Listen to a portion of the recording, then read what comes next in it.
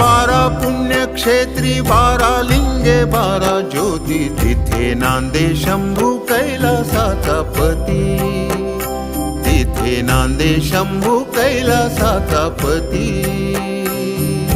बारा पुण्यक्षेत्री, बारा लिंगे, बारा ज्योती, तिथे नांदे शंभू कैलासाचा पती, तिथे नांदे शंभू कैलासाचा पती.